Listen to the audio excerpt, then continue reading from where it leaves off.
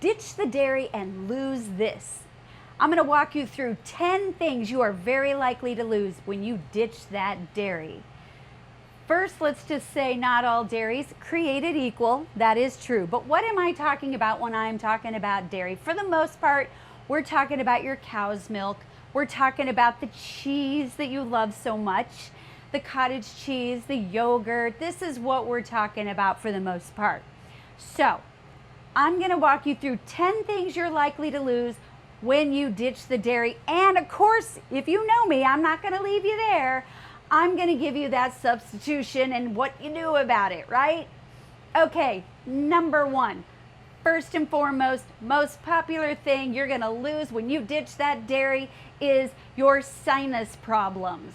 It is so common for people to have sinus problems that are connected to dairy, specifically if it's a softer dairy. That is huge. It can create nasal polyps, huge problem with that. It can create congestion here in the sinus cavities, constantly being full, creating sinus headaches and problems continuously. If you have problems continuously with the sinus, that's your sign you might need to ditch the dairy. Number two, ditch the dairy and lose the excess mucus in your body. Yeah, we're talking about mucus in your lungs, maybe even some of that asthma and breathing problems. Can't quite get to it. Very, very commonly, like more times than not, asthma is actually driven by a dairy issue. People don't even realize that. So if you ditch the dairy, you may be getting rid of your asthma and all the mucus that it has caused in the body. Number three, third thing you're going to lose when you ditch that dairy is going to be histamines and allergy overload. Very, very common that dairy causes a histamine response in the body for a lot of people. It's super common. And then they just end up with watery eyes, itchy eyes, and they don't quite realize it. And I hear people just calling it hay fever. It's just allergies. Or it might be that dairy, and your body is really trying to focus on telling you something. That could be it. Okay, number four, when you ditch the dairy, you're going to lose that acne on your face. Yep, that is very common. In fact, if you have a problem with your body trying to process dairy, it will show up very specifically on the cheek and jawline area, very, very commonly.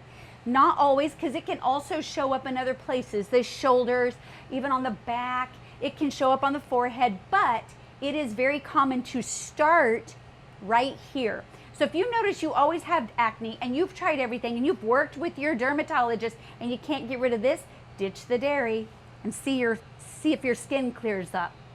So the next thing you can ditch is when you ditch the dairy, you're going to lose stomach and bloating issues and gassiness. Yeah, that's a common one. And I know a lot of you right now are saying, yeah, that's true. You might even have a partner or a friend who you know when they've had dairy and they can clear the room, right? So that is because the body is not processing that dairy properly. That's because the adult body actually does not have an enzyme called lactase, which is needed to break down the lactose in the body, which is the sugar that milk turns to. That is the problem. Our bodies aren't really set up for that, and if you don't have it, that's why people run to the digestive aids to help break down the dairy, right? So ditch the dairy, ditch the stomach and gastritis issues, right? Okay, the next thing you're gonna lose is number 8. Number 7. Nope, let's go back to number 6. Here we are, I'm skipping ahead. Number 6, ditch the dairy, lose your bowel issues. Yep, you know what I'm talking about. Either you're living in the bathroom constantly or your bowels are not moving and it's actually kind of painful. This is really common. So typically, if you're living in the bathroom, when you eat dairy, it's usually the softer dairies like the milk or maybe cottage cheese, yogurt, something in that realm that's creating this issue because your body just isn't processing it well, or If it's the other problem and you just can't get things flowing, it's usually the cheese, because you cannot break that down. The body is unable to process it properly and it's getting stuck. And it's actually causing an inflamed intestine. This is really, really common with dairy. Okay, number 7, ditch the dairy and lose your joint pain. Yep, I said it. I paused there because I know that caught you, right? You have no idea how much of your joint pain might be related to dairy. Dairy is an inflammatory response in the body. It's because of that casein and the saturated fats that it really builds up, and it starts to build up in the joints, and you don't realize that's what's happening, and that is what's actually driving your joint pain. So you could reduce a lot of that joint pain by ditching that dairy. Okay, the next thing, number 8, ditch the dairy and lose your hormone imbalances. So dairy is actually a hormone disruptor because it's nothing but mass amounts of hormones, which by the way aren't from humans, so non-human hormones in the body, and it can create havoc in the body. So women specifically will notice this quite a bit. And I have a lot of women that come to me asking for herbs and oils and help rebalancing their hormones. And the first thing I say is, let's make sure you're getting off of the things that make it worse. Dairy is number 1 for a lot of people. Their bodies just cannot handle it. Okay, number 9, ditch the dairy and lose your risk of certain cancers, specifically ovarian cancer, breast cancer, prostate cancer. Notice these are all hormone driven, what I just said, right? So a lot of people who do not process dairy well but continue to eat it anyway, even though it's causing these hormone buildups, too much estrogen, too much going off, it then creates a problem, and the risk is cancer cells turn on. If you have a history in your family of any of these cancers, I highly recommend you ditch the dairy and make sure you set yourself up for the better outcome. Number 10, ditch the dairy and lose the brain fog. Yeah, it can cause a lot of brain fog, and that's because of the inflammation and also sometimes the histamines going off. But remember that gut-brain axis that we talk about and we hear about the connection there? When your guts are off, the brain is off, and you're not thinking clear, and you're really frustrated. You can't quite remember things as well. Oftentimes, it's that dairy. So these are just a few of the things that you might be able to lose when you ditch the dairy. So what do you do about it? Okay, we've ditched the dairy. What am I gonna do for cheese? I love cheese. Well, let's get creative.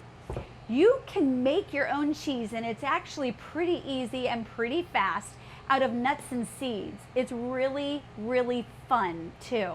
So I make some great cheddar cheeses using Brazil nuts, believe it or not.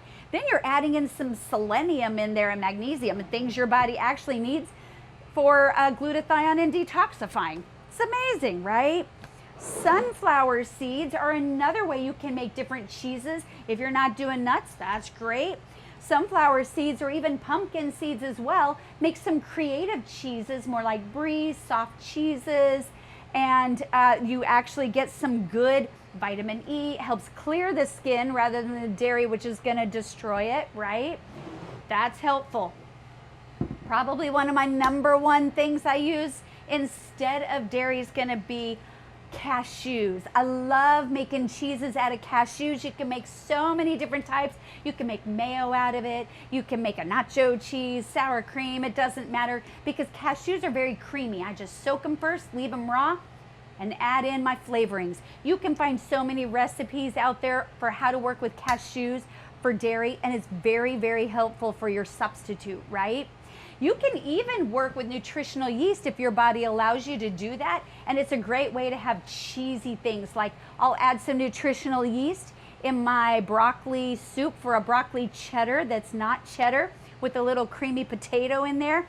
It's so good, just like a cheesy, not cheesy potato soup or broccoli soup. Really yummy. So those are also alternatives that you can do. The other thing I do for milk, you can make your own milk with nuts, seeds, or even rolled oats. I love working with rolled oats because it's like creamy. So what I do, because this is my favorite thing, I have an almond cow and I love my almond cow. So easy to use and it's so fast. I don't have to worry about it. Literally within 10 minutes, I've got whatever I want. You just literally put things in here like coconut shreds, your nuts, seeds, grains, put it in here. It's one-handed easy. Fill it with water, make sure it's plugged in, hit the button. It's done in seconds and you have fresh milk without your weird guar gum, xanthan gum, or 10,000 ingredients on the box, which you don't need. Not necessary at all. So these are some of my favorite substitutes that I like to work with instead of dairy.